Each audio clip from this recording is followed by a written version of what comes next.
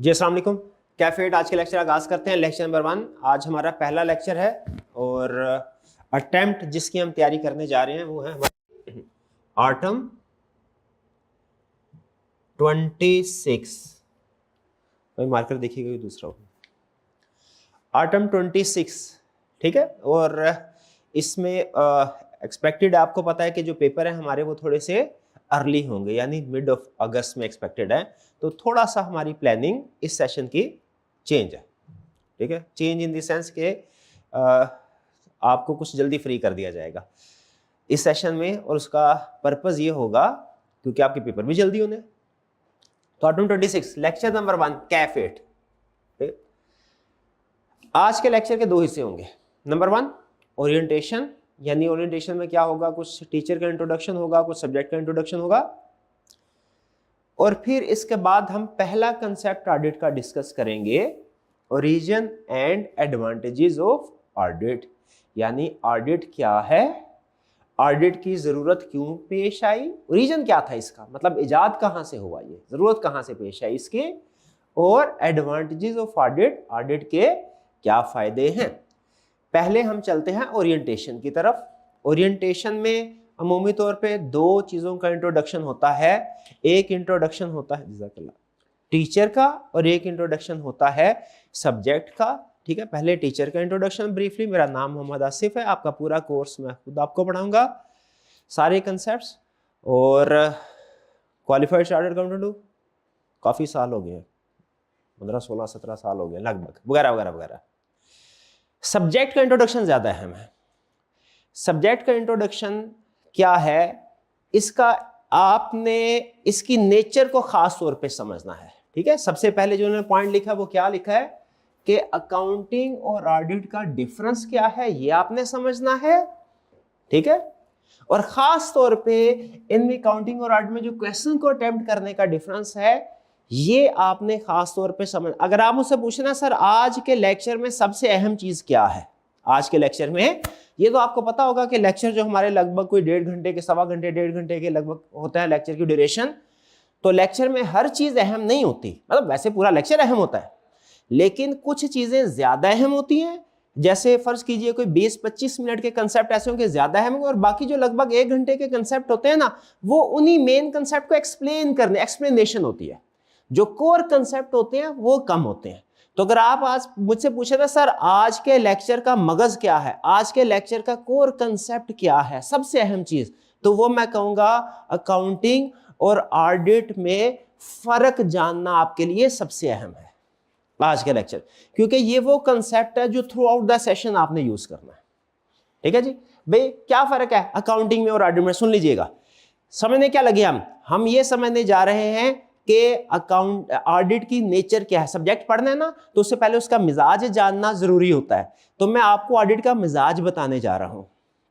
मिजाज का अकाउंटिंग क्या है, अगर मैं आपसे कहूं अकाउंटिंग को कम से कम अल्फाज में बयान करें, आप कहेंगे सर अकाउंटिंग का मतलब है प्रिपरेशन ऑफ फाइनेंशियल स्टेटमेंट्स। ऐसा ही है, अकाउंटिंग में क्या करते हैं आप, फाइनेंशियल स्टेटमेंट्स को प्रिपेयर करना सीखते हैं। अभी आपको पता ही होगा फाइनेंशियल स्टेटमेंट्स में क्या क्या चीजें शामिल होती हैं। किसे कहते हैं फाइनेंशियल स्टेटमेंट्स, बताइए जरा। फाइनेंशियल स्टेटमेंट्स का मतलब क्या है, income statement, balance sheet, cash flow statement, statement of change equity, notes to the account. Some time alternate terminology use होती है, क्योंकि आईएफआरएस की टर्मिनोलॉजी थोड़ी सी डिफरेंट है, कंपनीज एक्ट की टर्मिनोलॉजी थोड़ी सी डिफरेंट है। बात का तो स्टेटमेंट ऑफ कॉम्प्रिहेंसिव इनकम वगैरह भी, उससे मुझे अल्टरनेट टर्मिनोलॉजी से कोई फर्क नहीं पड़ता। 5 चीजें शामिल होती हैं, ऐसे ही है, ओके। ये इनको तैयार करना, ये क्या है accounting.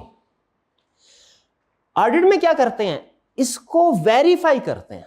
Accounting is equal to preparation of financial statements और audit is equal to verification of financial statements. यानी मैं टीचर हूं, आप स्टूडेंट है, आप कोई अकाउंटिंग का क्वेश्चन करेंगे तो आप क्या कर रहे हैं, अकाउंटिंग का काम, प्रिपरेशन ऑफ फाइनेंशियल स्टेटमेंट्स। और अगर आप मुझे कहते हैं सर ये जरा चेक कीजिए कि हमने ये जो इनकम स्टेटमेंट बैलेंस शीट बनाई है, ये क्वेश्चन किया, ये ठीक किया है कि नहीं, आप चेक कीजिए।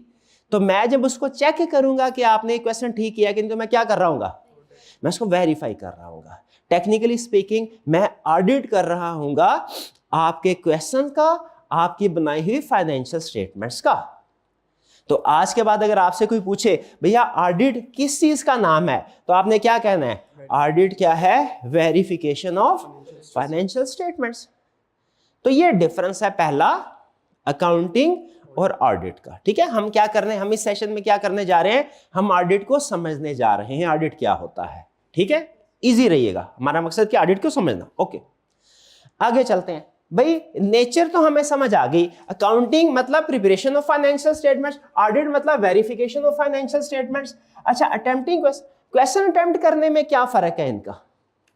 ठीक है, इनका क्वेश्चन, बल्कि मैं आपको इंटरेस्टिंगली बताता हूं कि अकाउंटेंट की जरूरत क्यों पड़ी। नेचर में एक प्रैक्टिकल एग्जांपल्स भी डिस्कस करते चलते हैं, क्योंकि जो हमारा सब्जेक्ट है ना, ये प्रैक्टिकल नेचर का सब्जेक्ट है। प्रैक्टिकल नेचर का सब्जेक्ट क्या होता है, अभी थोड़ी देर में डिस्कस करता हूं। एग्जांपल्स फिलहाल ज़हन में रखिएगा कि ऑडिटर की क्यों जरूरत पड़ती है। हिस्ट्री में कुछ बड़ी बड़ी कंपनीज थी, यूएसए की बड़ी बड़ी कंपनीज थी। आपको तो यूएसए की इकोनॉमी वैसी बड़ी इकोनॉमी है, तो उस इकोनॉमी की भी कुछ बड़ी कंपनीज थी। एक बड़ी कंपनी थी एनरॉन, दूसरी एक बड़ी कंपनी थी वर्ल्डकॉम। ये पास की कंपनीज है। एनरॉन इतनी बड़ी इकोनॉमी, उस इकोनॉमी की इतनी बड़ी कंपनी, और उस इतनी बड़ी कंपनी ने अपनी फाइनेंशियल स्टेटमेंट्स में क्या किया? फ्यूचर रेवेन्यू को करंट ईयर में रिकॉर्ड कर दिया। फ्यूचर रेवेन्यू को करंट ईयर में, यानी जो अगले साल का कोई एडवांस पकड़ा होगा उसने, इस साल का रेवेन्यू रिकॉर्ड कर दिया। बोले ठीक किया कि गलत किया? ये किसने किया गलत? अकाउंटेंट ने। तो एज ऑडिटर हमने क्या करना होता है? इस तरह की गलतियां चेक करनी होती हैं। ठीक है, फिर इसके बाद और क्या किया उसने? दूसरा काम, कुछ एक्सपेंसेस ऐसे से रिकॉर्ड ही नहीं किए। ठीक है, अकाउंटेंट इसका मतलब है फाइनेंशियल स्टेटमेंट्स प्रिपेयर करते हुए जाने या अनजाने में कुछ गलतियां कर सकता है। ठीक है, इन्हीं एरर या फ्रॉड्स को डिटेक्ट करने के लिए ऑडिट प्रोफेशन क्रिएट हुआ। वर्ल्डकॉम ने क्या किया? ये भी बड़ी कंपनी है। इसने क्या किया? इसने ऑपरेटिंग एक्सपेंसेस को कैपिटल एक्सपेंडिचर के तौर पे रिकॉर्ड कर लिया। अब आप अकाउंटिंग के एक्सपर्ट बैठे हैं, जरा सोच के मुझे बताइए, अगर ऑपरेटिंग एक्सपेंसेस को कैपिटलाइज कर दिया जाए, कैपिटल एक्सपेंडिचर के तौर पे रिकॉर्ड कर दिया जाए, तो प्रॉफिट पे फाइनेंशियल स्टेटमेंट में क्या फर्क पड़ेगा? प्रॉफिट भी बढ़ जाएंगे और आपके एसेट्स भी बढ़ जाएंगे, जिससे इन्वेस्टर्स को लगेगा कि ये कंपनी तो बहुत प्रॉफिट में है, और वो उस कंपनी के शेयर मजीद खरीदेंगे, शेयर की प्राइसेस हाई होंगी, जो कि असल में नहीं है। इस तरह के काम होते हैं, अकाउंटेंट्स बाज़ औक़ात करते हैं। देखिए, हर कंपनी के अकाउंटेंट्स ऐसे नहीं होते। ठीक है, लेकिन अगर 100 कंपनी में से 5 कंपनी के अकाउंटेंट भी ऐसे गड़बड़ करते हैं तो ओवरऑल इकोनॉमी इफेक्ट हो सकती है। ठीक है, तो इसीलिए अकाउंटेंट का काम क्या है? प्रिपरेशन ऑफ फाइनेंशियल स्टेटमेंट्स, और इस प्रिपरेशन में वो जाने अनजाने में कुछ गलतियां कर सकता है। इसीलिए ऑडिटर की जरूरत पेश आई कि ऑडिटर क्या करे? उन फाइनेंशियल स्टेटमेंट्स को चेक करे, वेरीफाई करे। अगर उनमें कोई एरर या फ्रॉड है इस तरह के, तो वो उसको डिटेक्ट करके ठीक करवाते हैं। तो ये अकाउंटिंग और ऑडिट में फर्क समझ आ गया आपको? एक बड़ी इंटरेस्टिंग लाइन है जो मुझे बड़ी पसंद है, मतलब जब स्टूडेंट लाइफ में होते थे तब भी बड़ी पसंद आई थी, कि वो लाइन ये बोलता था कि जहां पे अकाउंटिंग का काम खत्म होता है वहां पे ऑडिटिंग का काम शुरू होता है। बताइए, इससे एग्री करते हैं कि नहीं करते? वो जाहिर है फाइनेंशियल स्टेटमेंट्स प्रिपेयर होंगे तो फिर ही उनकी वेरिफिकेशन होगी ना। इसीलिए आप नोट करें, जो आपका ये सब्जेक्ट है ना, उसका नंबर भी क्या है? आखिर वाला, कैफ हेड। स्टार्ट में नहीं है। पहले उसने क्या किया? आपको काउंटिंग सिखाई, फिर उसके बाद ऑडिट की तरफ लेके आए। ठीक है, लेकिन इससे ये ना समझिएगा कि शायद ऑडिट का पेपर पढ़ने के लिए R2 का पेपर पढ़ना लाजमी है। अकाउंटिंग के बेसिक कंसेप्ट्स पढ़ना लाजमी है। कौन से बेसिक कंसेप्ट? जो आप पीआरसी लेवल पे कवर कर जाते हैं। पीआरसी में है ना अकाउंटिंग का सब्जेक्ट, ठीक है, और FR1 में भी कवर कर जाते हैं, अगर कोई कसर रह भी गई हो पीआरसी में, ठीक है, वो FR1 में कवर हो जाती है। FR1 काफी है, बस FR2 पढ़ा होना जरूरी नहीं है। अगर पढ़ा हो या साथ साथ पढ़ रहे हो तो अच्छा है, लेकिन लाजमी नहीं है। बहरहाल चले वापिस आते हैं, आगे चलते हैं। ये हो गया हमारा, अच्छा, अटेम्प्टिंग। आज के लेक्चर की सबसे अहम बात ये बोला था ना, अटेम्प्टिंग क्वेश्चन। अच्छा, ये बात आपने याद रखिए, हालांकि मैं जोर दे के अभी मैं 2-3 दफा बार बार, अच्छा मैं कुछ चीज ना बार बार बोलूंगा, आप कहोगे इरिटेशन, सर ये इतना आसान कंसेप्ट है, एक दफा बोल दिया क्यों टाइम जाया कर रहे हैं, मुझे पता इरिटेशन होगी, लेकिन वो आपके दिमाग के अंदर डालनी है चीजें, ठीक है। और क्यों? क्योंकि वो आप बार बार फिर भी मुझसे पूछेंगे, हालांकि 10 दफा बताऊंगा, 11वीं दफा फिर भी आप पूछे तो कोई प्रॉब्लम नहीं, 11वीं दफा भी बता दूंगा, कोई इशू नहीं है। लेकिन अगर अभी आप पहले लेक्चर में इस बात को समझ लेंगे ना, तो इंशाल्लाह बाकी का सेशन आपका जिंदगी सुकून से गुजरेगी। वो क्या है? असूल सुने, आज के लेक्चर की सबसे अहम बात, अकाउंटिंग का क्वेश्चन अटेम्प्ट करने का तरीकाकार डिफरेंट है, ऑडिट का क्वेश्चन अटेम्प्ट करने का तरीकाकार डिफरेंट है। अच्छा, अब साथ साथ मेरे रहना है, आपने एग्री करते जाना है। क्या आप मेरी इस बात से एग्री करते हैं? भाई दोनों डिफरेंट सब्जेक्ट है, अकाउंटिंग के क्वेश्चन का अटेम्प्ट करने का तरीकाकार कुछ और है, ऑडिट के क्वेश्चन को अटेम्प्ट करने का तरीकाकार कुछ और है। अच्छा, तो क्या फर्क है? क्या फर्क है? फर्क सुने, फर्क सुने। एक है काउंटिंग, काउंटिंग में क्या होता है? नंबर्स। एक है ऑडिट, ऑडिट में क्या होता है? अल्फाज। कुछ सब्जेक्ट्स में नंबर होते हैं जैसे मैथ, काउंट, कुछ में अल्फाज होते हैं जैसे ऑडिट, फिर जैसे इकोनॉमिक्स आपने पढ़ी होगी, या कोई लॉ पढ़ा होगा, या कोई और इस तरह के सब्जेक्ट पढ़े होंगे, ऐसा ही है। अच्छा, अब मैं ना थोड़ा, मैं जरा सरकारी स्कूल में पढ़ा हूँ, तो हमारे स्कूल में जो ना टेबल्स नहीं सिखाते थे, पहाड़े होते थे, पहाड़े समझते हैं? टेबल्स ही कहते हैं, टेबल्स का तर्जुमा। तो ये मेरा भाई, छोटी सी एग्जांपल, क्लासिक एग्जांपल है, इसे मैंने फर्क बताना है आपको। ये मेरा भाई 2 का पढ़ा सुनाए जरा, 2 एकम 2 करके आता है आपको? हाँ हाँ, शाबाश। 2 एकम 2, 2 दूनी 4, 2 तिया 6, 2 तिया 7 करें। अब फिर कर तो सही ना मेरा भाई, 2 तिया 7। अब मुझे बताइए, पहला स्टेप सही बोला इसने? दूसरा सही बोला? तीसरा सही बोला? नहीं। अच्छा, अगर ये कहें 2 तिया 7, वो भी गलत, आप कहें वो कहें, क्योंकि ये यूनिवर्सल ट्रूथ कि 2 तिया 6 ही होगा, 7 होगा वो भी गलत, 5 होगा वो भी गलत, 6 होगा तो ठीक होगा, 5 हुआ वो भी गलत, 7 हुआ ओके। चले दूसरा सवाल आपसे, इसको अपने जहन में रखना है। दूसरा सवाल, वो हमारे टीचर हमें एक मजमून कहा करते थे, और मेरा बेहतरीन दोस्त है, उर्दू में भी होता था, English, my best friend, my best friend, ठीक है, माई बेस्ट फ्रेंड। उसमें पहली लाइन होती थी कि कौन है मेरा best friend? Ali is my best friend. कौन होते हैं? आप क्या लिखते होते थे? सुभान इज माई बेस्ट फ्रेंड। अच्छा, अब इसने लिखा है Ali is my best friend, उसने लिखा है सुभान इज माई बेस्ट फ्रेंड। भाई वो गलत है। क्यों? क्योंकि इन्होंने अगर अली कहा है तो उसका भी बेस्ट फ्रेंड अली होना चाहिए। क्यों? इंडिविजुअली डिफरेंस आता है, इंडिविजुअली डिफरेंस तो अभी तो हमने अकाउंटिंग वाली एग्जांपल में पढ़े, या 2 या 5 हो या 7 हो, वो भी इंडिविजुअली डिफरेंस था, वो तो गलत होता है फिर ना। हाँ, वो था न्यूमेरिकल कंसेप्ट, ये है थ्योरेटिकल कंसेप्ट। कुछ जगहों पे याद रखे, जो मैथ होता है ना, जो उसके ऐसे असूल हैं, जो लिखे पड़े असूल हैं, उनको बदल ही नहीं सकते, उनमें आप थोड़ा सा डेविएशन करेंगे वो गलत होगी। लेकिन कुछ सब्जेक्ट ऐसे होते हैं जिसमें डेविएशन इंटेग्रल पार्ट है, होनी ही होनी है, होनी ही होनी है, ठीक है। अगर मैं उनसे कहता हूं भाईजान ऐसा करें, जाए जरा फॉर एग्जांपल 1 कप जो है वो चाय लेके, फॉर एग्जांपल, अभी तो रोजा है, कह नहीं रहा, मिसाल दे रहा हूं, ये भाईजान हो सकता है उस चाय वाले की दुकान तक जाना है, दाएं तरफ से जाएं, ये दूसरे वाले भाई बाएं तरफ से जाएं, ठीक है। फर्ज करें अगर डिस्टेंस सेम आता है तो कौन सही है? दाएं तरफ वाला, बाएं तरफ वाला? दोनों ठीक है। हालांकि दोनों का रास्ता मुख्तलिफ है, लेकिन मंजिल तो एक है ना। भाई बात समझ रहे हैं? तो समझाना क्या चाह रहा हूं, अकाउंटिंग में आपने एज इट इज जो आपका क्वेश्चन अटेम्प्ट करते हैं, आपके सजेस्टिव सॉल्यूशन टीचर के सॉल्यूशन के साथ मैच करता है।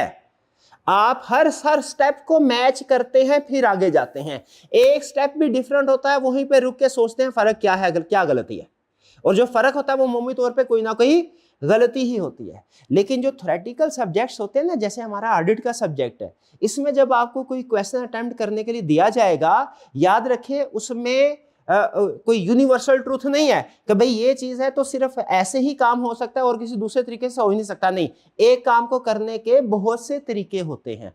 ऑडिट में एक चीज को वेरीफाई करने के बहुत से तरीके होते हैं। इन्होंने अगर कोई और तरीका लिखा, इन्होंने और लिखा, इन्होंने और लिखा, लेकिन है सारे ठीक, तो मुझे बताइए कौन सही कौन गलत? सब सही, प्रोवाइडेड कि अल्टीमेट ऑब्जेक्टिव पूरा हो रहा हो।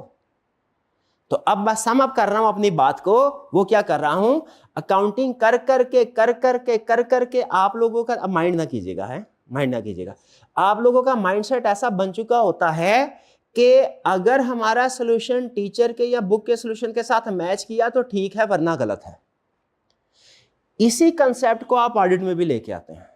मैं कोई केस स्टडी आपको दूंगा, कोई एग्जाम क्वेश्चन आपको दूंगा, आप जब लिखेंगे तो आपके सॉल्यूशन में, इनके सॉल्यूशन में अली बेस्ट फ्रेंड होगा, उनके सॉल्यूशन में सुभान बेस्ट फ्रेंड होगा, किताब में मैंने लिखा होगा सलीम। अब ये भी परेशान, वो भी परेशान कि हमारा बेस्ट फ्रेंड तो सलीम होना चाहिए था, ये अली आ गया, ये सुभान आ गया। तो याद रखें, अल्फाज फर्क होने से कंसेप्ट गलत नहीं होता।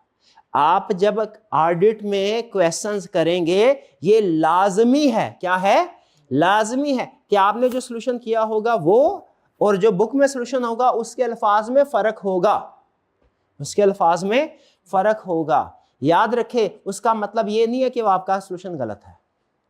अकाउंटिंग में सॉल्यूशन मैच होते हैं ना, तो आपकी पक्की आदत बन गई होती है। वो स्टूडेंट ने काउंटिंग कर करके पीआर से में की, R1 में की, R2 में की, कर करके यहाँ पे आते हैं ना, तो उनका एक माइंडसेट, वो माइंडसेट तोड़ते तोड़ते महीना लग जाता है। वो एंड तक बच्चे यही पूछते हैं, एंड तक आप यकीन नहीं करेंगे, आखिरी महीने में ही पूछते रहते हैं, सर मैंने केस स्टडी किया है, उसमें मेरे कुछ और अल्फाज हैं, किताब में कोई और अल्फाज है, सर जरा चेक करके मुझे बताएं मैंने ठीक किया कि नहीं किया, मुझे लगता है मैंने गलत कर दिया। ठीक है, तो जरा लिख लीजिए, असूल लिख ले, इस सारी 15-20 मिनट की डिस्कशन का असूल लिख लीजिए। ठीक है, in auditing words may be different but concepts should be same. In auditing words may be different but concept should be same. बस यह है सबसे अहम असूल आज की क्लास का। घर वाले आज पूछेंगे भैया रोजे की हालत में कॉलेज गए थे, वैसे तो बंदा ये तो आप करीबी हॉस्टल में रहते होंगे ना, या आधे मिनट में आगे होंगे, 10-15 सेकंड के, अच्छा 2 मिनट लगे हैं, चले पैदल ही आगे। तो घर वाले कहेंगे भैया रोजे की हालत में क्लास में गए, ये वैसे मैं ऑनलाइन वाले स्टूडेंट्स को बता दूं, ये ना कल बाकी स्टूडेंट्स भी आ जाएं, क्लास कोई नहीं होती, फिजिकल स्टूडेंट कोई नहीं है, 2-3 स्टूडेंट सिर्फ इसलिए बैठे हुए हैं कि करीबी हॉस्टल्स है ना, वहां से पैदल पे चल के आ जाते हैं लगभग, या कोई और चलते चलते कोई काम शाम के घर से आए होंगे तो एक आधा स्टूडेंट बैठ गया, ये ना समझे कि गवर्नमेंट के ऑर्डर की वायलेशन है, नहीं क्लास बंद है और तो कोई नहीं है ना आपके इर्द गिर्द। तो क्या कहाँ पे थे हम, हाँ, घर वाले ये पूछेंगे भैया कॉलेज गए थे क्या सीख के आए, तो आपने क्या कहना है, आपने कहना सर ने वो तो बहुत सी बातें सिखाई थी, लेकिन सबसे अहम बात क्या थी कि ऑडिट में वर्ड्स डिफरेंट हो सकते हैं, कंसेप्ट्स सेम होना चाहिए। इसमें अकाउंटिंग वाला रूल नहीं लगाना। अकाउंटिंग वाला रूल क्या होता है भला, अकाउंटिंग का रूल क्या होता है कि आपका जो भी वर्ड्स है, जो भी आपके नंबर हैं, वो सॉल्यूशन के नंबर के साथ सेम होने चाहिए। अकाउंटिंग का रूल, ये रूल हमारे ऑडिट में नहीं चलना। ऑडिट में क्या रूल चलना है, वर्ड्स में भी डिफरेंट, अकाउंटिंग का रूल क्या था, number must be same. Audit का क्या है, वर्ड्स में भी different but concept should be same. Done जी। चलिए, ये तो आपको क्वेश्चन को अटेम्प्ट करने का तरीकाकार बता दिया। अब आगे चलते हैं जरा जल्दी से, पेपर स्ट्रक्चर क्या होगा वो सुन लेते हैं, समझ लेते हैं कि हमारा पेपर जो है वो किस तरीके से आएगा। भैया पेपर में 3 तरह के क्वेश्चंस होंगे, ठीक है, पेपर में 3 तरह के क्वेश्चंस होंगे। लेटेस्ट अटेम्प्ट से पहले जो ये भी 2-3 दिन पहले, चंद दिन पहले जो अटेम्प्ट्स हुई है, इससे प्रीवियस जो अटेम्प्ट्स थी ना, उसमें 2 तरह के क्वेश्चन होते थे, रिप्रोडक्शन के क्वेश्चन और केस स्टडी। लेकिन न्यू एजुकेशन स्कीम में आई कि आपने पेपर पैटर्न को चेंज किया है, अब 3 तरह के क्वेश्चंस होते हैं, एमसीक्यूज, रिप्रोडक्शन के क्वेश्चन और केस स्टडीज। और फिर उसने अपना फोकस भी केस स्टडीज के ऊपर बढ़ा दिया by the passage of time. और ये दोनों चीजें मैं इसको अप्रिशिएट करता हूं। हालांकि आई की हर चीज को मैं अप्रिशिएट नहीं करता, लेकिन जो अच्छी चीजें होती हैं उनको कोशिश, जो मेरे ख्याल में अच्छी होती हैं, जो मुझे अच्छी लगती हैं, उनको हम जरूर अप्रिशिएट करेंगे। तो ये दोनों बातें अच्छी हैं। पेपर में एमसीक्यूज का आना, good thing bad thing, good thing. क्यों गुड थिंग? 2 फायदे होते हैं। एक फायदा इसका ये होता है कि ज्यादा कंसेप्ट टेस्ट हो जाते हैं, मतलब ज्यादा चैप्टर्स जो के कंसेप्ट टेस्ट हो जाए एमसीक्यूज के जरिए। हर एमसीक्यू में कोई ना कोई कंसेप्ट होता है। और दूसरा फायदा क्या होता है, एग्जामिनर जो है, जो पेपर चेक करने वाला है, वो कोई जजमेंटल मार्क्स नहीं दे पाता, ठीक है। या तो वो पूरे नंबर देगा, सही होगा तो पूरे नंबर होंगे, गलत होगा तो 0 नंबर। ठीक है, वो अपनी पसंद नापसंद की बुनियाद पे जजमेंटल इश्यूज की बेस पे मार्क्स नहीं देता। तो मुझे इस वजह से एमसीक्यूज पसंद है। और दूसरा, केस स्टडी की वेटेज भी ज्यादा हो गई है, वो भी मुझे पसंद है। क्यों? क्योंकि हमारे प्रोफेशन में जो रट्टा है ना, किसी भी प्रोफेशनल एग्जामिनेशन बॉडी में रट्टा को अच्छा नहीं समझा जाता। ठीक है, एप्लीकेशंस को क्योंकि अक्सर हमारे जो ज्यादातर स्टूडेंट्स होते हैं ना, सारे स्टूडेंट्स को नहीं लेकिन ज्यादातर स्टूडेंट्स को ये प्रॉब्लम होती है सर, जो याद करते हैं ना बार बार भूल जाता है, जो फिर भूल। तो अब जब रट्टे वाले सवाल ज्यादा होते हैं ना, तो ये प्रॉब्लम भी ज्यादा हो जाती है कि सर रट्टा कैसे लगाएं। जब रट्टे वाले सवाल कम होंगे, केस स्टडी वाले सवाल ज्यादा होंगे, तो फिर आपने मेमोराइजेशन के ऊपर फोकस नहीं करना होता, अंडरस्टैंडिंग के ऊपर फोकस करना होता है। ठीक है, तो ये पेपर पैटर्न मैं आपके सामने रख रहा हूं। अब अगली चीज हम क्या समझने जा रहे हैं, पेपर पैटर्न। ठीक है, अब ये देखिए, पहले ब्रीफली बता रहा हूं, तसल्ली से हम प्रैक्टिस करते जाएंगे, वो क्लास के सेशन के दौरान मैं आपको समझाता जाऊंगा। एमसीक्यूज आ रहे हैं जी, ये एमसीक्यूज आगे 10 नंबर के एमसीक्यूज होंगे, लेकिन 10 नहीं होंगे एमसीक्यूज, क्योंकि कुछ एमसीक्यूज 1.5 या 2 नंबर के भी हो सकते हैं। ठीक है, कुछ देखे छोटे एमसीक्यूज हैं, ये बहुत छोटा एमसीक्यू है, और कुछ देखे बड़े, अगला बहुत बड़ा। ठीक है, तकरीबन 1/3 पेपर का जो हिस्सा है एक पेज का, उसमें एमसीक्यू। हम इंशाल्लाह दोनों तरह के, ज्यादातर प्रैक्टिस हम इस लेवल के क्वेश्चन की करेंगे, तो छोटे छोटे। फिर इसके बाद अगर आप देखें, ये क्वेश्चन 2 है, क्वेश्चन 3 है, ये इसमें आप देखें कोई ना कोई स्टोरी बता रहा है, ये एक कंपनी थी, उसमें ये मसला हुआ, अब बताएं क्या करना है, ये काम करें। ये कोई कंपनी थी, उसमें ये मसला हुआ, अब ये करें आप। ठीक है, ये सारी केस स्टडी है। केस स्टडी की सबसे आसान पहचान क्या है, पहली निशानी क्या है केस स्टडी की, क्वेश्चन की लेंथ थोड़ी ज्यादा होती है। आपने लॉ में क्वेश्चंस किए होंगे तो आपको पता ही होगा उसका। ठीक है, तो इसमें एंड पे जाके उसने एक रिप्रोडक्शन का क्वेश्चन भी शेयर किया, ये देखिए। ठीक है, तो वेटेज कंपैरेटिवली थोड़ी कम है, यानी यूं समझ लीजिए कि 5, 10, 15, 3 दरमियान में भी ना किसी किसी जगह पे रिप्रोडक्शन कंसेप्ट टेस्ट हो जाता है। समझ 15 से 20 नंबर के दरमियान में रिप्रोडक्शन के क्वेश्चन, 10 नंबर जो है वो एमसीक्यूज के लिए, और बाकी 70, 72, 75 के दरमियान में केस स्टडी बेस्ड क्वेश्चन होंगे, यानी केस स्टडी बेस्ड क्वेश्चन ज्यादा है। अब इस बात को नोट कर ले, जहन में रखना, इसको बाद में हमने अपने जो तरीकाकार है ना पढ़ाने का और क्वेश्चन करने का, उसके साथ लिंक करना है। क्योंकि देखिए, हमने तैयारी किसकी करनी है, इस पेपर की। मैंने जो कुछ आपको बताना है, समझाना है, तैयारी करवानी है, क्वेश्चन करवाने हैं, वो इस अल्टीमेट ऑब्जेक्टिव को सामने रखे करवाने हैं कि ये आपका पेपर है और आपने इसको पास करना है। डन जी, पेपर पैटर्न समझ लिया आपने। तो मुझे बताइए, ऑडिट के पेपर में कितनी तरह के क्वेश्चन आते हैं, कौन कौन से? एमसीक्यूज हैं, रिप्रोडक्शन क्वेश्चन है, केस स्टडीज है। एमसीक्यूज कितने मार्क्स के होंगे? 10 मार्क्स के होंगे। रिप्रोडक्शन क्वेश्चन लगभग कितने मार्क्स के होंगे? लगभग 15 to 20% के लगभग। और केस स्टडीज कितनी होगी? 70। यानी मेजर पोर्शन हमारा केस स्टडी बेस्ड होगा। हमने केस स्टडी की ज्यादा से ज्यादा प्रैक्टिस करनी है। दूसरा सूल लिख लें, ऑडिट में हमने केस स्टडीज की ज्यादा से ज्यादा प्रैक्टिस करनी है। और ये पेपर पैटर्न से बात हमारी सब्सटेंशिएट हो गई। सब्सटेंशिएट हो गई मतलब वेरीफाई हो गई, मतलब कंफर्म हो गई। आगे चलते हैं जी। प्री रेक्विजिट, क्या इस सब्जेक्ट को पढ़ने से पहले कुछ पढ़ना जरूरी है? कोई चीज जानना? जी बिल्कुल जरूरी है। क्या? अकाउंटिंग के बेसिक कंसेप्ट्स। भाई कौन से वाले बेसिक कंसेप्ट्स? वो जो आपने पीआरसी में और R1 में पढ़े हुए हैं। ठीक है, ऑडिट पढ़ने से पहले आपका R1 पढ़ा होना लाजमी है। ये मेरी एक सजेशन है। R1 पढ़ा होना लाजमी है, R2 पढ़ा होना लाजमी। अच्छा, मैं पढ़ा हुआ कह रहा हूं, पास नहीं कह रहा। अल्फाज में फर्क है। पढ़ा होना और चीज है, पास होना और चीज है।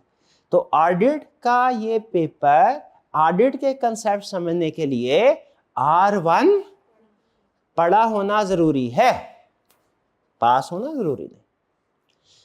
R2 पढ़ा होना जरूरी नहीं, लेकिन अगर पढ़ा हो तो आपको बेनिफिट देगा। आपके लिए 10% कंसेप्ट्स आसान हो जाएंगे। आपके लिए 10% के करीब कंसेप्ट्स आसान हो जाएंगे।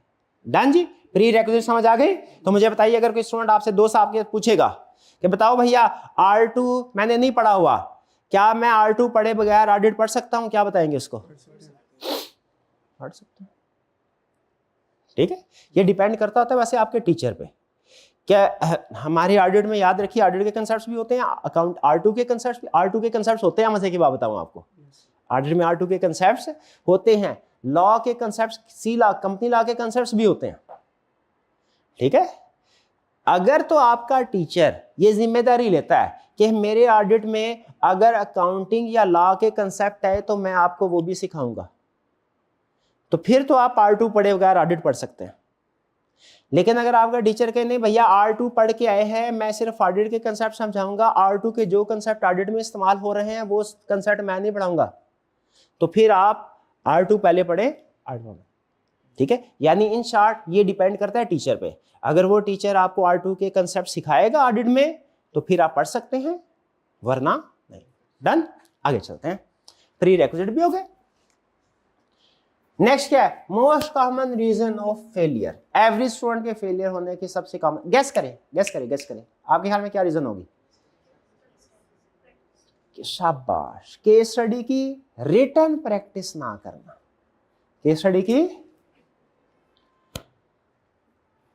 मैं भी चूंकि स्टूडेंट रहा हूं, इस फेज से गुजरा हूं, लिखना मुझे अकाउंटिंग बहुत पसंद थी। अकाउंटिंग के 4-4 घंटे बैठ के क्वेश्चन किया करता था मैं। जहां पे दूसरा सब्जेक्ट था कोई मैनेजमेंट का होता था, कोई पता नहीं कि बिजनेस कम्युनिकेशन, बिहेवियर स्टडी का होता था, सब थ्योरी वाला, थ्योरी टाइप का, मैं जान जाती थी। वो सिर्फ देख लिया, समझ आ गई, किताब बंद। आप भी शायद ऐसे ही करते होंगे।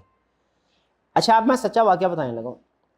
हमारा था टेस्ट, हमारे सामने PPT टेस्ट होता था, एंट्री टेस्ट होता था CA का। उस एंट्री टेस्ट के अंदर ऐसे आया, ऐसे लिखना था, ऐसे मुझे आता था, मैंने फिर भी आधा लिखा। एग्जाम में बैठ के आधा लिख के जहर लगता था मुझे। कभी मैंने उधर घर बैठ के प्रैक्टिस नहीं की थी। एग्जाम में भी आता था, लेकिन आधा क्वेश्चन करने के बाद मेरी तबीयत पता नहीं क्या कुछ होना, मैं कहा बाकी क्वेश्चन अच्छे हो गया, मुझे उम्मीद है पास हो जाऊंगा, छोड़ दिया मैं पास हो गया था। वैसे उम्मीद है आपके भी कुछ जज्बात थ्योरेटिकल सब्जेक्ट से मिलते जुलते ही होंगे, है ना।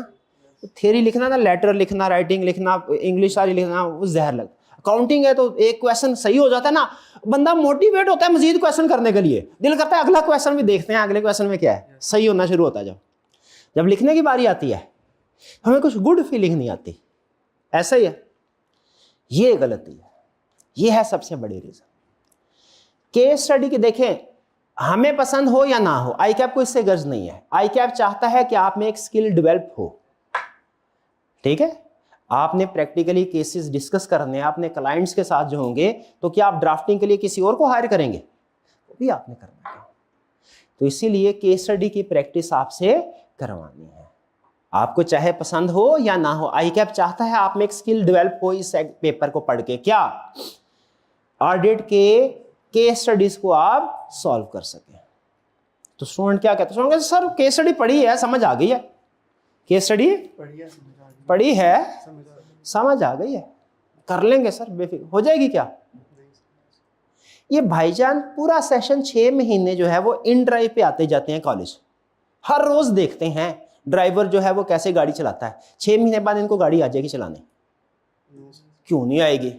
और देखते रहे, रोज देखते रहे, उनको समझ आती रही है वो कैसे घुमाता है, कभी इधर घुमाता है, कभी उधर घुमाता है, कभी दाएं पैर दबाता है, कभी बाएं, देखते रहे हैं और देख के समझ आ जाती है। नहीं आती क्या? देख के समझ नहीं आती, देख के समझ नहीं आती क्या? जब तक ड्राइविंग सीट पे नहीं बैठेंगे गाड़ी चलानी, तो याद रखिएगा केस स्टडी भी देख के कभी समझ नहीं आएगी, करनी पड़ेगी, करनी पड़ेगी। ठीक है, देख के ऑडिट नहीं आएगा, करके आएगा। लिखें अगला सवाल, ऑडिट देख के नहीं आएगा, पढ़ के नहीं आएगा, करके आएगा, करके आएगा।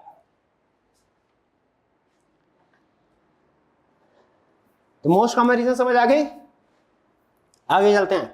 How much effort is required? 2 घंटे भैया, लेक्चर के अलावा ऑनलाइन वाले स्टूडेंट्स के लिए भी खास तौर पे भैया आपके लिए ये बात, आपके लिए क्या, लेक्चर के अलावा घर जाके आपने 2 घंटे पढ़ना डेली। अगर आप अपनी डेली रूटीन में 2 घंटे दे सकते हैं सब्जेक्ट को, तो इंशाल्लाह सब्जेक्ट उम्मीद है पास हो जाएगा, आसानी से भी पास हो सकता है। ठीक है, 2 घंटे, ये सुनने में जितना आसान लग रहा है ना और बोलने में जितना आसान है, करने में बहुत मुश्किल है। कंसिस्टेंसी बहुत अहम होती है लेकिन बहुत मुश्किल भी होती है, ठीक है। रमज़ान में तो 5 वक्त की नमाजें सारे माशाल्लाह पढ़ते हैं, बाद में भी पढ़ते होंगे, लेकिन कुछ ऐसे होते हैं जो दाएं बाएं हो जाते हैं। ऐसा ही है कंसिस्टेंसी। हम 1 महीना आसान है, बात पूरा साल करना ये है कंसिस्टेंसी। आखिरी महीने में तैयारी दबा के कर लेते हैं, वो सारे कर लेंगे आखिरी महीने में, लेकिन वो जो सक्सेस है वो आखिरी महीने की प्रिपरेशन पे डिपेंड नहीं करते, स्टार्ट से कंसिस्टेंसी के साथ किसने मेहनत की। तो आपसे क्या रिक्वायर्ड है, डेली 2 घंटे इस सब्जेक्ट को आपने देने हैं लेक्चर के लिए। इसमें लेक्चर टाइम शामिल नहीं है। अच्छा, शुरू में क्या होगा, पहले ही 10 दिन में मेरी बात गलत साबित हो जाएगी। ये बात जो मैंने की कैसे गलत साबित होगी, आप कहेंगे सर जी आप जो पढ़ाते हैं समझ आ जाती है, असाइनमेंट देते हैं वो भी 45 मिनट में हो जाती है, आप तो कहते थे 2 घंटे, तो आप ऐसी बिला वजह हमें डरा रहे थे आइंदा मैं 45 मिनट पढ़ूंगा। शुरू में वाकई ऐसा होगा, आधे घंटे 45 मिनट में आपका काम खत्म हो जाया करेगा, लेकिन उसकी रीज़न पता है क्या होगी, अभी स्टार्ट है। स्टार्ट में आपको पता है जब कोई भी सब्जेक्ट होता है ना, इस सब्जेक्ट के साथ एक बड़ी ट्रेजेडी है। अब क्या क्या बताएं आपको, टाइम कम होता है। ट्रेजेडी क्या है, बाकी कोई भी सब्जेक्ट है ना, नॉर्मली ज्यादा सब्जेक्ट वो स्टार्ट में आपने कहीं ना कहीं पढ़े होते हैं, ठीक है। जैसे काउंटिंग है आपने पहले पढ़ी है, मैथ है आपने पहले पढ़ा, audit subject more than 95% students के लिए जिंदगी में पहला सब्जेक्ट होता है। R2 पढ़ाना आपको लगता होगा, मैं आपसे पूछूं ना R2 मुश्किल है कि ऑडिट, आप कहेंगे सर R2 मुश्किल है।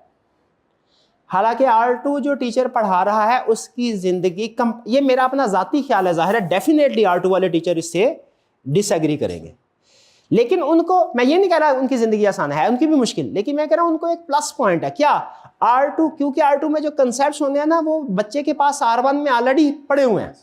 R1 वाले टीचर को भी एक पॉजिटिव प्लस पॉइंट है क्या, PRC में कंसेप्ट पढ़े हुए हैं। PRC वाले टीचर की जिंदगी थोड़ी टफ होती है इस पॉइंट। ऑडिट में क्या होता है, हमारे पास स्टूडेंट बिल्कुल ब्लैंक आता है, उससे ऑडिट की ABC भी नहीं पता, उसे ABC से स्टार्ट करके XYZ तक लेके जाना होता है पूरा, ये प्रॉब्लम है, और उसके लिए टाइम लिमिटेड है, ठीक है। तो इसीलिए इसमें जो करना क्या है आपने, डेली क्या कहने का, बात से बात निकलती है, बात जेन से भी निकल जाती है। हाँ 45 मिनट, शाबाश। तो शुरू में चूंकि बेसिक कंसेप्ट चल रहे होंगे, थोड़ा थोड़ा मैं आपको पढ़ा रहा हूँ तसल्ली से, मतलब तरीके से, क्योंकि बेसिक कंसेप्ट है, ग्राउंड फाउंडेशन अच्छी हो ना, बिल्डिंग बड़ी बिल्डिंग भी बन जाती है। तो आप कहेंगे सर ये तो 45 मिनट में 50 मिनट में निमट जाता है, 2 घंटे आप शुरू में हुआ करेगा ऐसा, तकरीबन 2 से 3 हफ्ते के घंटे के अंदर अंदर आपकी असाइनमेंट हो जाया करेगी एवरेज स्टूडेंट की। लेकिन याद रखिए 1.5-2 हफ्ते के बाद आपको 2 घंटे पे आना पड़ेगा, तो आप उसको स्टैंडर्ड ना बनाइएगा शुरू में जल्दी, जब से आपका कंप्लीट हो जाया करेगा काम।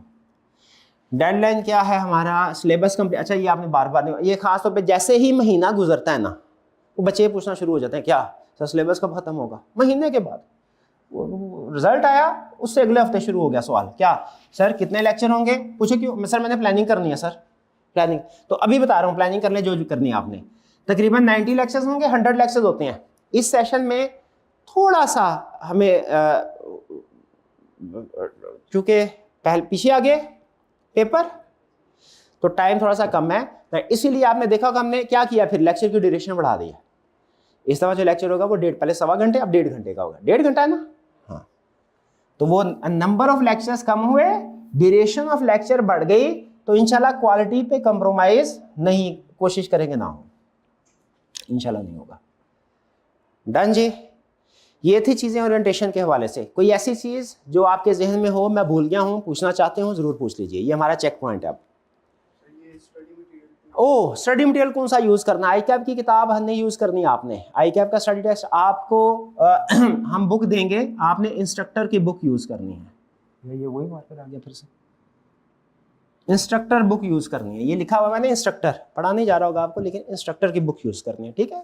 अच्छा वो बुक जो है, अभी आईकैप ने अपना सिलेबस जो है ना इस अटेम्प्ट का, वो अभी पब्लिश नहीं किया, जहां तक मेरी अंडरस्टैंडिंग है 2-3 दिन में करेगा।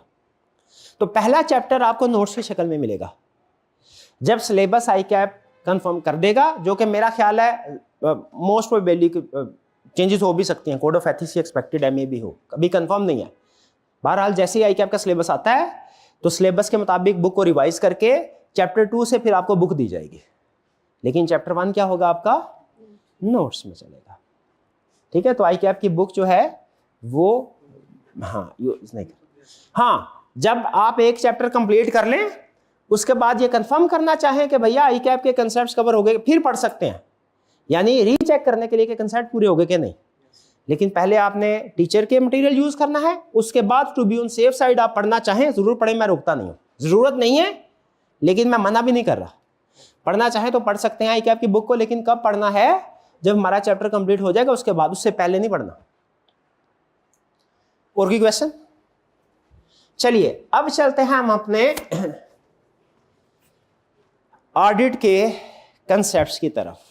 स्टार्ट करें जी। ये समझिए, ये तो था ओरिएंटेशन, यहां तक ओरिएंटेशन निकल गया। अब क्या है हमारे पहले चैप्टर का पहला कंसेप्ट। हमारे पहले चैप्टर का पहला कंसेप्ट क्या है? इंडस्ट्रियल। भाई ऑडिट कहां से स्टार्ट हुआ? ऑडिट का आगाज कहां से हुआ? ऑडिट का आगाज हुआ इंडस्ट्रियल रेवोल्यूशन से। ठीक है, वो 18वीं सदी के आखिर में 19वीं सदी के करीब इंडस्ट्रियल रेवोल्यूशन आया। उससे क्या हुआ? पहिया इजाद हुआ, मशीनें इजाद हुई। उससे पहले बिजनेस होते थे सोल प्रोप्राइटरशिप और पार्टनरशिप की शक्ल में। सोल प्रोप्राइटरशिप समझते हैं, एक ओनर। पार्टनरशिप समझते हैं, एक से ज्यादा ओनर, लेकिन वो खुद ही ओनर होते थे, खुद ही बिजनेस को मैनेज भी करते थे। लेकिन जब इंडस्ट्रियल रेवोल्यूशन आया, बड़ी बड़ी मशीनरी आई, तो एक नया कंसेप्ट आया जॉइंट स्टॉक कंपनी का। क्यों? क्योंकि मशीनें खरीदने महंगी होती थी, मशीनें ज्यादा पैसे चाहिए थे। 2, 4, 8, 10 लोगों के पास इतने पैसे नहीं होते थे महंगी महंगी मशीनें खरीदे, तो वो क्या करते थे, फिर जरूरत पड़ी तो या पार्टनरशिप में तो 20 पार्टनर होते हैं, पढ़ा ना। तो यहाँ पे तो अब 20 से भी बात बढ़ गई है, क्योंकि पैसे ज्यादा चाहिए। एक जहाज क्या खरीदना, एयरलाइन का बिजनेस कंपनी बनानी है, और एक जहाज जो है वो अरबों रुपए का आ जाता है ना। तो 15-20 जहाज खरीदने होंगे, तो मुझे बताइए 8-10 लोगों के बस की बात है 15-20? अमूमी तौर पे नहीं। हाँ, कोई बड़ा ही कोई सेठ साहब हो तो अलग बात है, अमूमी तौर पे नहीं। तो फिर क्या करते हैं, जरूरत इस बात की है कि नंबर ऑफ ओनर्स का जो कैप लगा हुआ ना पार्टनरशिप में, उसको खत्म कर दिया जाए। तो फिर कंपनी का कंसेप्ट आया जिसमें कोई लिमिट नहीं है, जितने मर्जी मेंबर कर सकते हैं, शेयर होल्डर्स कर सकते हैं, इन्वेस्टर्स इन्वेस्ट कर सकते हैं पैसा। तो जब जॉइंट स्टॉक कंपनी का कंसेप्ट आया, ठीक है, उसमें फिर क्या हुआ, जॉइंट स्टॉक कंपनी में पैसों की जरूरत ज्यादा थी, ओनर्स की तादाद बढ़ाई गई, जॉइंट स्टॉक कंपनी का कंसेप्ट आया। अगर हम जॉइंट स्टॉक कंपनी को कंपेयर करें सोल प्रोप्राइटरशिप और पार्टनरशिप से, तो जो सबसे बड़ा फर्क हमारे ऑडिट पॉइंट ऑफ व्यू से वो सुन लें। सोल प्रोप्राइटरशिप और पार्टनरशिप में जो बिजनेस को ओन, एक तो नंबर ऑफ ओनर्स की तादाद लिमिटेड होती थी। जो बड़ा फर्क है वो ये कि जो बिजनेस के मालिक होते थे वही बिजनेस को मैनेज भी कर रहे होते थे। आज भी अगर आप देखें घर के करीब आपके इर्द गिर्द जितने भी छोटे मोटे बिजनेस हैं, सोल प्रोप्राइटरशिप है या कुछ चंद एक पार्टनरशिप बिजनेस है, उनमें मालिक अमूमी तौर पे दुकान में खुद मौजूद होता है। ओनर भी है वो, मैनेजर भी है वो। लेकिन जो जॉइंट स्टॉक कंपनी का बिजनेस होता है ना, जॉइंट स्टॉक, वो अमूमी तौर पे कम्प्लेक्स होता है, क्योंकि बड़ी बड़ी मशीनें होती हैं। अब आप 100-150 स्टूडेंट से मिल मिला के पैसे डाल के फर्ज कीजिए 3-4 जहाज खरीद लिए, सर एयरलाइन स्टार्ट करनी है पाकिस्तान में, नहीं, क्या पैसे तो इकट्ठे कर सकते हैं आप किसी ना किसी तरीके से दाएं बाएं कर आके, क्या जहाज को उड़ा सकते हैं? उड़ा नहीं सकते। उड़ाने के लिए आपको कुछ स्पेशलाइज्ड स्किलफुल पर्सन की जरूरत होगी। तो जॉइंट स्टॉक कंपनी में क्या कंसेप्ट है कि जो ओनर होते हैं बिजनेस के वो कुछ और लोग हैं, लेकिन जो बिजनेस को चला रहे होते हैं वो और लोग हैं। इसको कहते हैं separation of ownership and management. तो सबसे बड़ा डिफरेंस जो सोल प्रोप्राइटरशिप और पार्टनरशिप का जॉइंट स्टॉक कंपनी के साथ है वो क्या है? वो है separation of ownership from management. भाई ओनर कौन लोग हैं? ओनर वो लोग हैं जो बिजनेस को के मालिक हैं, जो बिजनेस के मालिक हैं। जो सोल प्रोप्राइटर होता था तो हम कहते थे सोल प्रोप्राइटर, पार्टनरशिप के केस में कहते थे पार्टनर, और कंपनी के केस में क्या कहते हैं, शेयर होल्डर्स। याद है आपको, हमने पढ़ा शेयर होल्डर। तो ओनरशिप का मतलब क्या, शेयर होल्डर, शेयर होल्डर्स।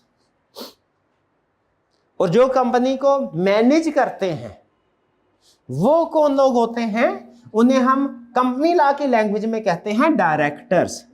क्या कहते हैं, डायरेक्टर का लफ्ज पहले सुना होगा आपने, डायरेक्टर्स। डायरेक्टर्स या मैनेजमेंट समझे एक ही बात है, ओनर्स या शेयर होल्डर समझे एक ही बात है। ठीक है, हमारे क्लाइंट सोल प्रोप्राइटर भी हो सकते हैं, पार्टनरशिप भी हो सकती है, कंपनी भी हो सकती है।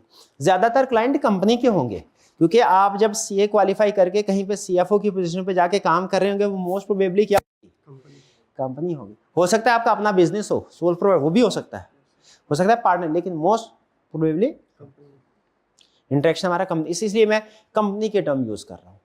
तो इंडस्ट्रियल रेवोल्यूशन के बाद जॉइंट स्टॉक कंपनी का कंसेप्ट आया।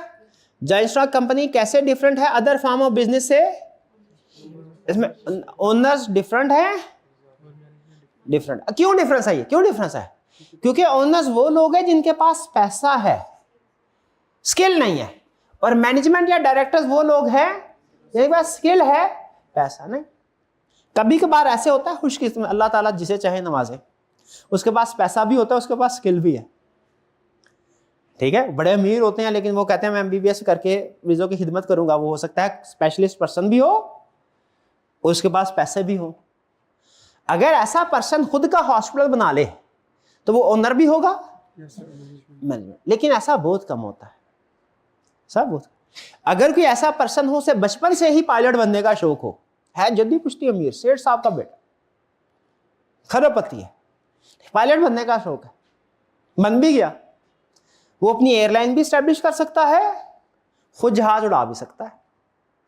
तो कभी कभार ऐसा होता है कि एक ही पर्सन शेयर होल्डर भी हो सकता है, डायरेक्टर भी हो सकता है, लेकिन हम उसके थोड़ी देर के लिए साइड पे रख देते हैं। ज्यादातर केसेस में क्या होता है भला, ओनरशिप अलग, ओनर्स शेयर होल्डर सारे इकट्ठे हुए, भाई हमने हॉस्पिटल खड़ा कर लिया, बिल्डिंग बना ली, लेकिन क्या करें, किसी का इलाज नहीं कर सकते। हमने जहाज खरीद लिए 15-20 पैसों से, लेकिन क्या करें, उड़ा नहीं सकते, उड़ाने क्या करें, हल बताएं। स्किल्डफुल पर्सन को अपॉइंट करो। इन्होंने अखबार में इश्तहार दिया, स्किल्डफुल पर्सन आए। स्किल्डफुल पर्सन ने कहा सर आप बेफिक्र हो जाएं, आज के बाद आपका बिजनेस हम संभालेंगे। टेक्निकल पर्सन है, हमें मशीनरी सारी चलानी आती है, टेक्सटाइल मशीनरी है ना, हमें चलानी आती है, बेफिक्र हो जाए। शेयर होल्डर ने कहा ठीक है, अब जरा गौर से बात सुनिएगा। शेयर होल्डर ने कहा ठीक है भैया, तुम ऐसा करो कि सारा हम तुम्हें अपना सारा पैसा, यहां कहानी में जरा ट्विस्ट देखिएगा आएगा, अपना सारा पैसा, अपने सारे एसेट्स, जो कुछ भी हमने खरीदा, जो बैंक में पैसा है, जो बिजनेस में इन्वेंट्री है, वो सारा तुम्हारे हवाले करते हैं। ए मैनेजमेंट, ए डायरेक्टर, तुम हमारे बिहाफ पे बिजनेस को रन करो, बिजनेस को चलाओ।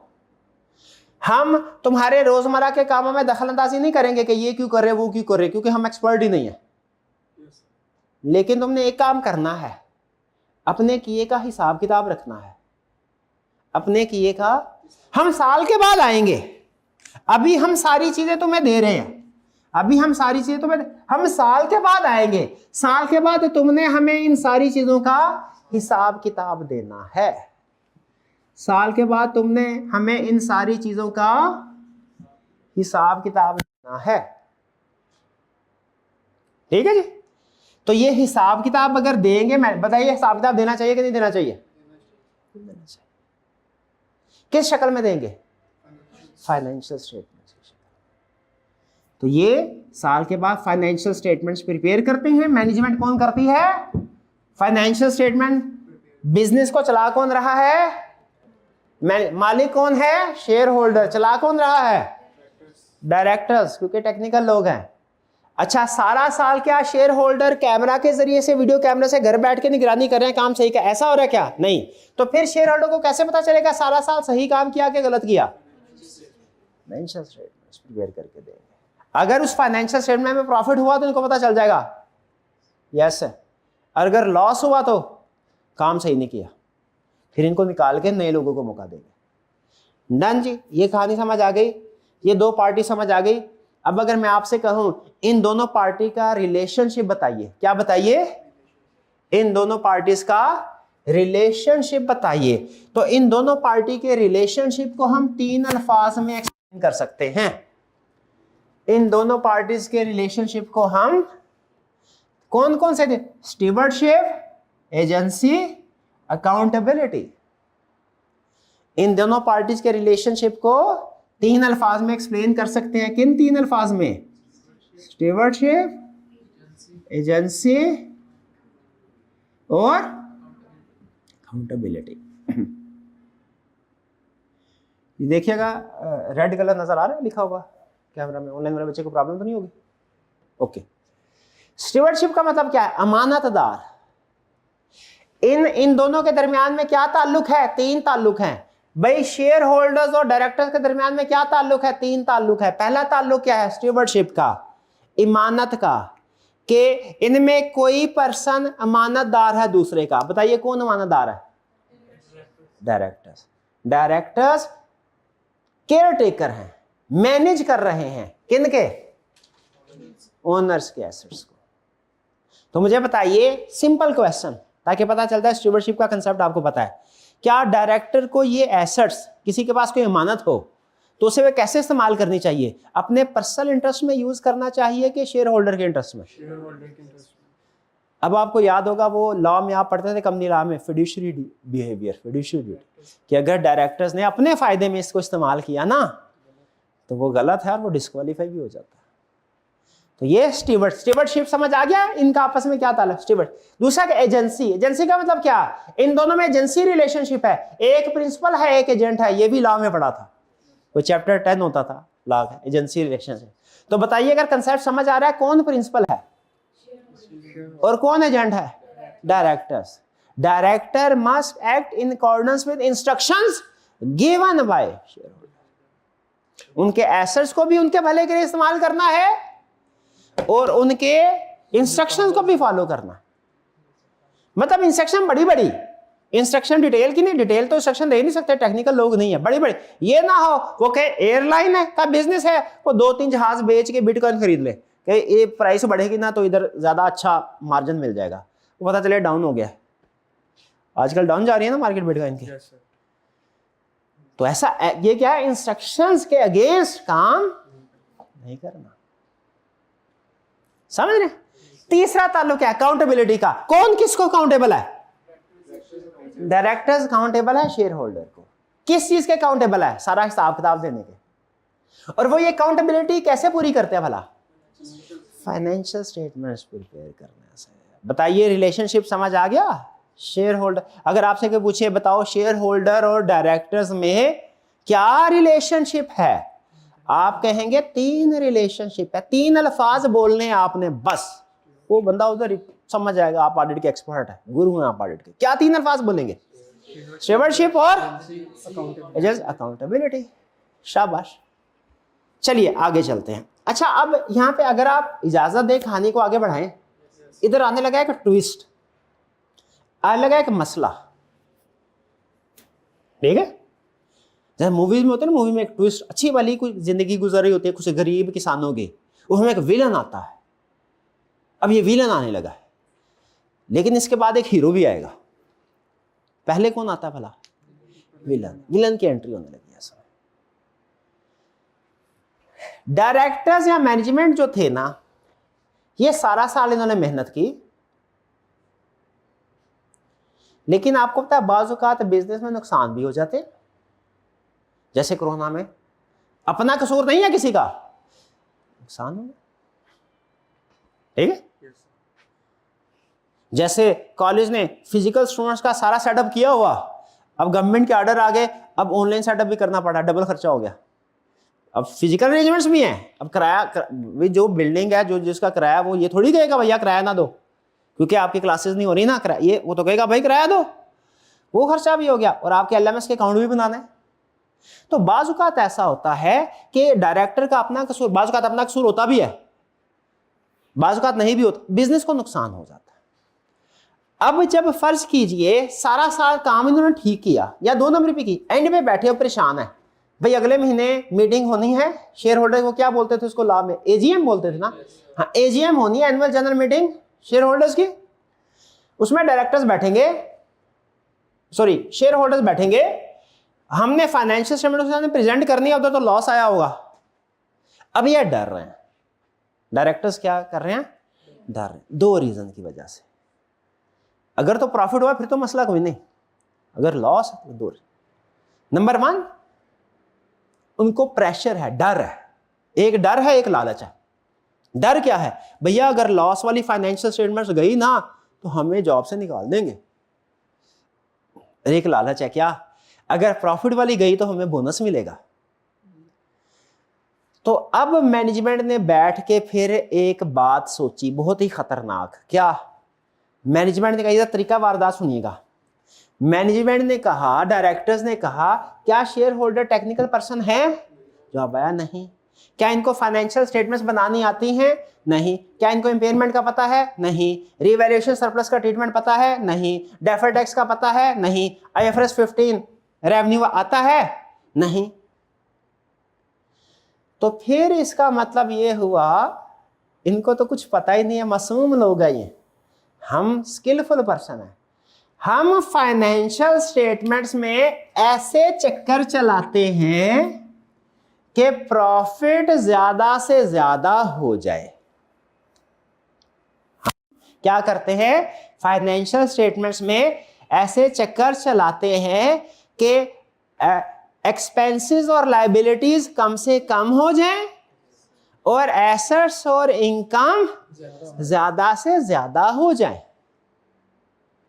उसके लिए डिफरेंट है, ये 2-3 टेक्निक्स मैंने स्टार्ट में बताई थी, जो एंड्रन और वर्ल्ड काम के जो स्मार्ट अकाउंटेंट थे ना, स्मार्ट अकाउंटेंट, उन्होंने आउट की थी। अब इन्होंने फाइनेंशियल स्टेटमेंट्स में हेर फेर करके फिर फाइनेंशियल जरूर की, लेकिन वो फाइनेंशियल स्टेटमेंट कौन सी थी, कंप्रोमाइज्ड, हेर फेर। और हेर फेर करने का तरीका क्या है, अब सुने, लिखें, फाइनेंशियल स्टेटमेंट्स में हेर फेर करने का तरीका। अभी जनरल रूल बता रहा हूं, बाद में स्पेसिफिक एग्जांपल के साथ एक्सप्लेन भी करेंगे। पहला, लायबिलिटीज और एक्सपेंसेस को अंडरस्टेट कर दो। क्या कर दो, लायबिलिटीज और एक्सपेंसेस को। दूसरा क्या है, एसेट्स और इनकम को ओवरस्टेट कर दो। तो इससे क्या हो जाएगा, अल्टीमेटली प्रॉफिट ओवरस्टेट हो जाएगा।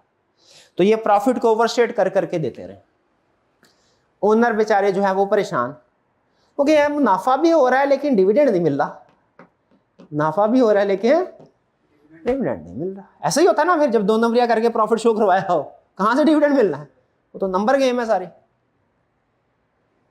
1 साल हुआ, 2 साल हुआ, 3 साल, अब ये परेशान बैठे। इनको फिर आप जैसा कोई बंदा, इन शेयर होल्डर का दोस्त था, शेयर होल्डर ने कहा यार हमारा बिजनेस है तो बड़े मुनाफे में, लेकिन पैसा कोई नहीं आ रहा, हर साल पैसा कोई ना कोई इंजेक्ट ही करना पड़ता है। आपने कहा लगता है फाइनेंशियल स्टेटमेंट में कुछ गड़बड़ चल रही है। फिर आपने उनको एक मशवरा दिया। क्या मशवरा दिया, $1 मिलियन क्वेश्चन ये। अगर आपने ये बता दिया कि क्या मशवरा दिया, तो समझ ले अभी तक का ऑडिट में जो कुछ पढ़ाया समझाया आपने समझ लिया। गैस करें, अंधेरे से परेशान ना होइए। क्या करें, हाँ जी, हाँ कोई बात नहीं है शेयर होल्डर, आप मासूम लोग हैं, कोई बात नहीं। इन शातिर लोगों से निमटने के लिए तुम भी कोई शातिर बंदे को अरेंज करो। किसको अरेंज करो, ऑडिटर को। ये बनाएंगे फाइनेंशियल स्टेटमेंट्स, और एक ऐसा पर्सन अपॉइंट करो जो क्या करे। ये आया हमारा हीरो, ये विलन, ये आया हमारा हीरो। इस हीरो को हम क्या कहते हैं, इसके 2-3 नाम हैं, जैसे किसी के प्यार के नाम भी होते हैं ना, घर में कोई और, बाहर कोई और, सरकारी। इसको ऑडिटर भी कहते हैं, इसको अश्योरेंस प्रोवाइडर भी कहते हैं। क्या कहते हैं, अश्योरेंस प्रोवाइडर भी कहते हैं। ये इसका घर का नाम है ऑडिटर, ये इसके नानी घर का नाम है, और जब दादी के घर जाता है तो इसको प्रैक्टिशनर भी बाज़ औक़ात कहते हैं प्यार से।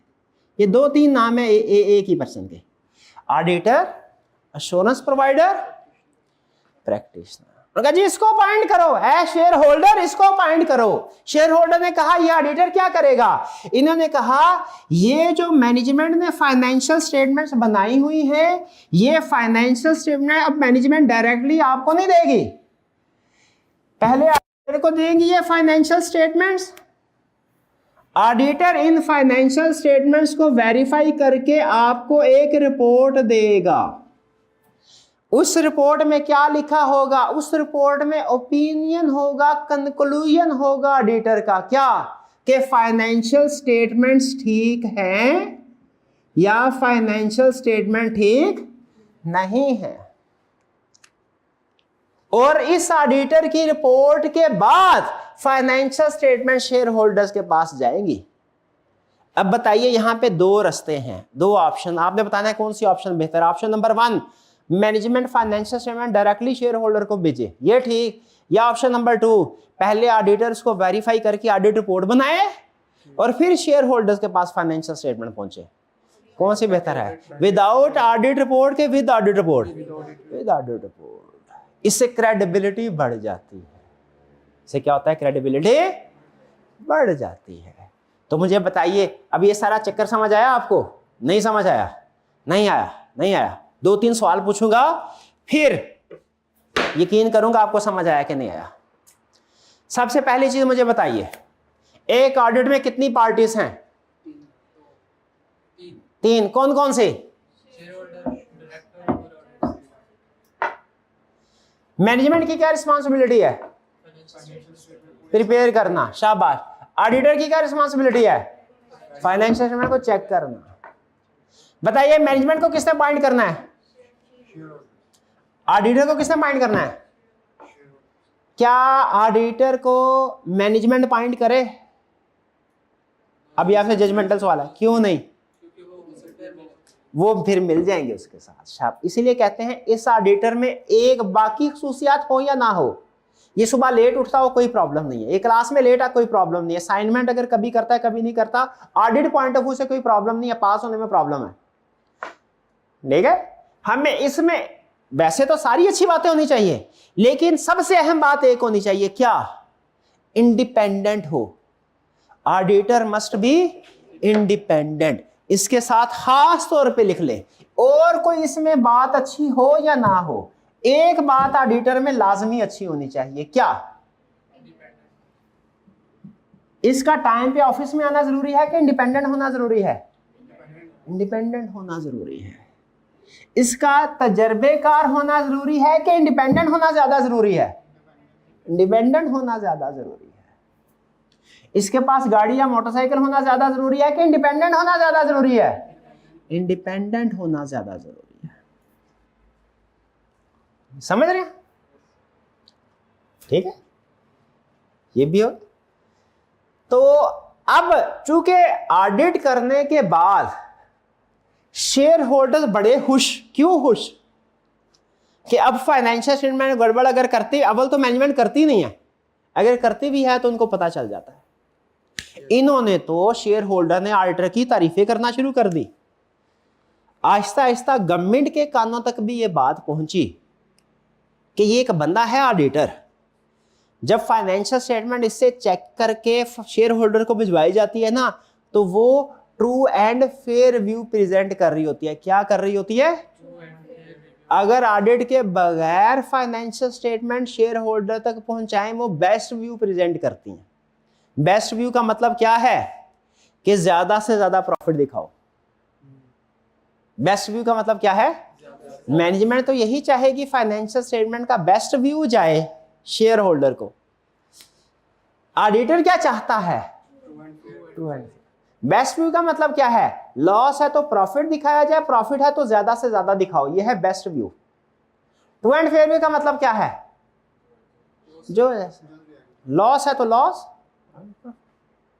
आप नहीं, जो स्टूडेंट इस वक्त एब्सेंट है, जब रिजल्ट आएगा वो स्टूडेंट अपने घर में क्या बताना चाहेगा?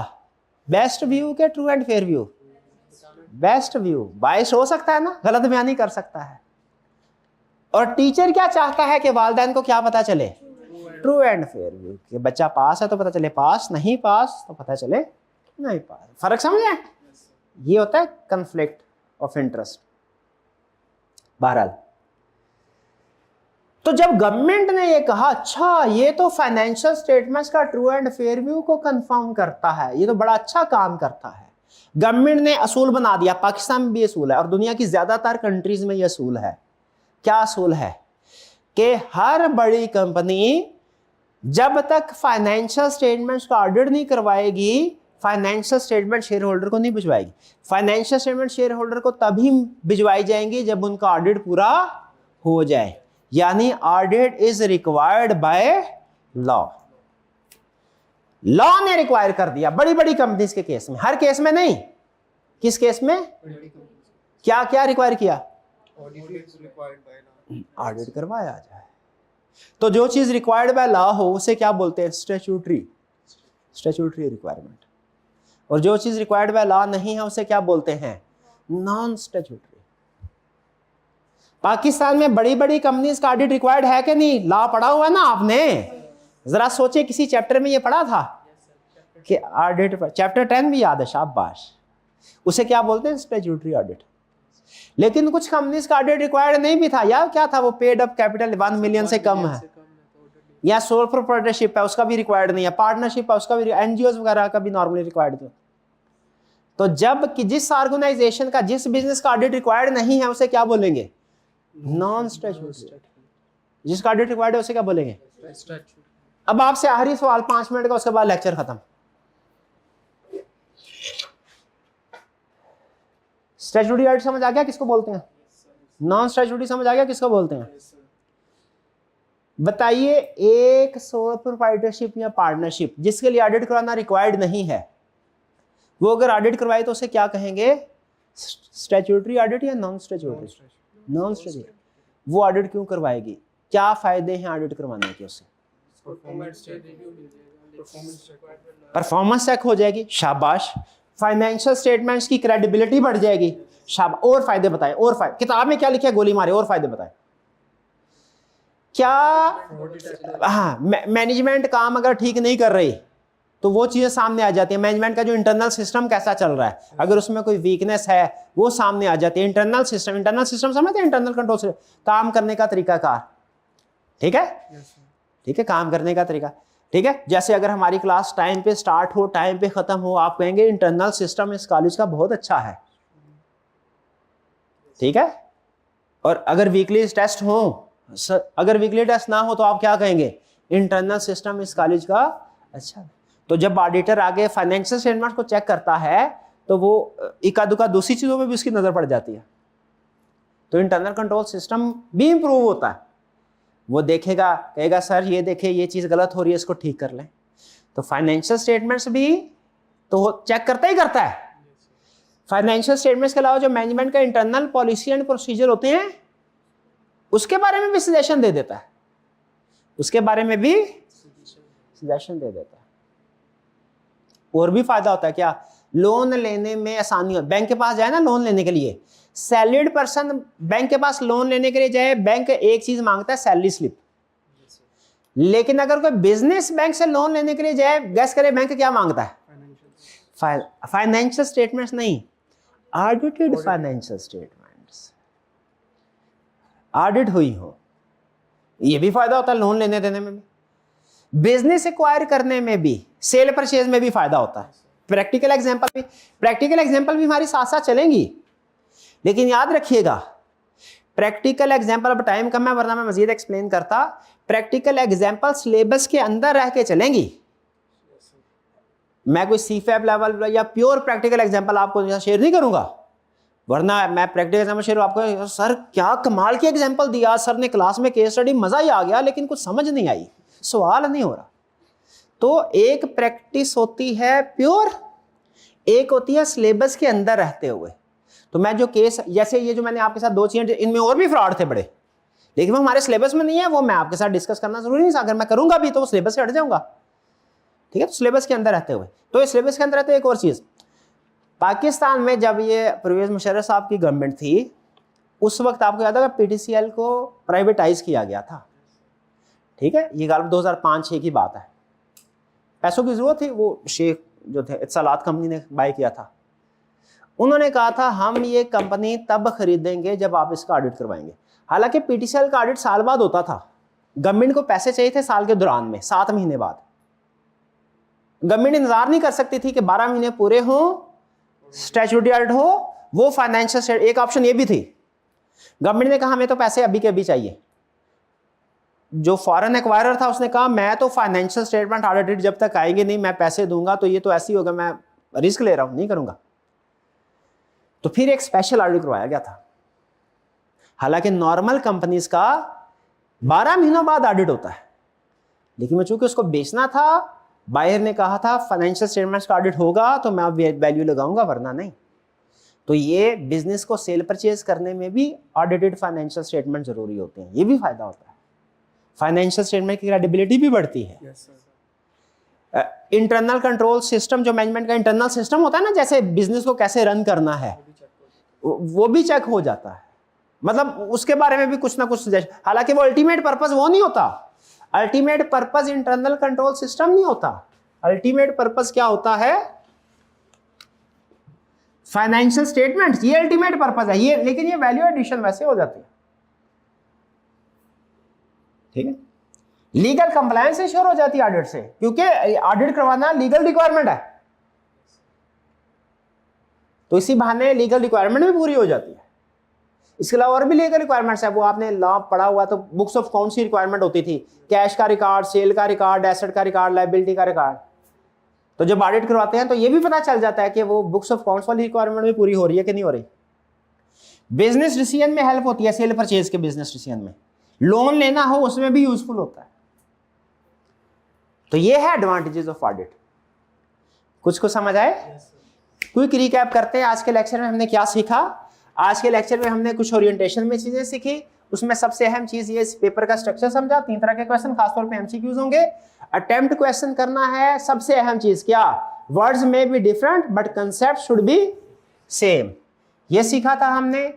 फिर इसके बाद हमने कितने एफर्ट, मैंने आपसे कहा कि 2 घंटे डेली रिक्वायर्ड होगा। स्टडी मटेरियल मैंने आपसे कहा कि चैप्टर 1 के नोट्स होंगे, चैप्टर 2 बुक शक्ल में आपको मिलेगा। आई क्या की बुक पढ़ना रिक्वायर्ड नहीं है, पढ़ना चाहे पढ़ सकते हैं, लेकिन चैप्टर कंप्लीट होने के बाद। फिर हमने स्टार्ट किया ओरिजिन ऑडिट का कैसे हुआ, इंडस्ट्रियल रेवोल्यूशन से हुआ। इसमें फिर ओनरशिप और मैनेजमेंट का कंसेप्ट हमने डिस्कस किया। फिर हमें पता चला कि इन दोनों का जो रिलेशनशिप है ओनर्स और मैनेजर का, वो क्या है? Stewardship, agency, accountability. फिर हमने देखा कि मैनेजमेंट चाहेगी बेस्ट व्यू प्रेजेंट करना, शेयर होल्डर्स चाहते हैं true and fair view, conflict आ जाता है, इस वजह से management bias financial statement shareholder को दे सकती है। इस मसले का हल क्या था? ऑडिट।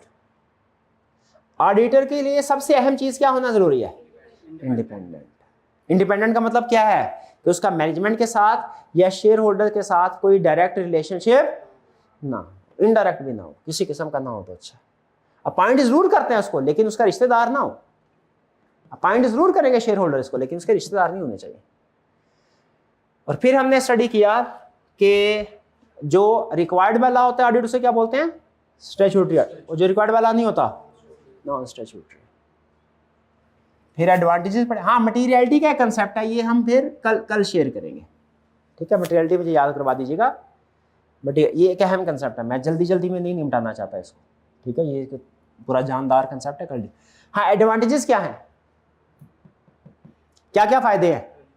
ऑडिट करवाने के फायदे भी है कोई के बस लीगल रिक्वायरमेंट है? नहीं, लीगल रिक्वायरमेंट तो है ही है, फायदे भी है। क्या क्या फायदे हैं? फाइनेंशियल स्टेटमेंट की क्रेडिबिलिटी, ट्रस्ट बढ़ जाता है जब ऑडिट हो जाए, उसके बाद हम ज्यादा श्योर होते हैं फाइनेंशियल स्टेटमेंट्स के बारे में कि ये ठीक है। फाइनेंशियल स्टेटमेंट के साथ साथ ऑडिटर इंटरनल कंट्रोल में भी नजर मारता जाता है और कोई ना कोई सजेशन देता है, सर ये चीज ऐसे नहीं ऐसे कर ले, ऐसे नहीं ऐसे कर ले। सर फाइनेंशियल स्टेटमेंट तो आपकी ठीक है, लेकिन बैंक रिकंसिलिएशन स्टेटमेंट आप हर 3 महीने बाद बनाते हैं, हर महीने बाद बनाया करें। ये इंटरनल कंट्रोल इंप्रूव हो गया। ठीक है, बिजनेस सेल परचेज करने में हेल्प होती है, लोन लेने में भी हेल्प अगर आपने ऑडिट करवाया। डन जी, क्लियर? चलिए, आपने अब घर जाके रीड करना है। अब कुछ मजीद रिसोर्सेज मैं आपके साथ ऑनलाइन शेयर करूंगा। ठीक है, वो कल क्लास में भी आपके सामने डिस्प्ले भी करूंगा, ताकि सारे स्टूडेंट को पता चल जाए वो क्या रिसोर्सेज है, कैसे यूज करना है। आपके साथ भी शेयर कीजिएगा ग्रुप्स में। आज का लेक्चर यहाँ पे खत्म करते हैं। अल्लाह हाफिज।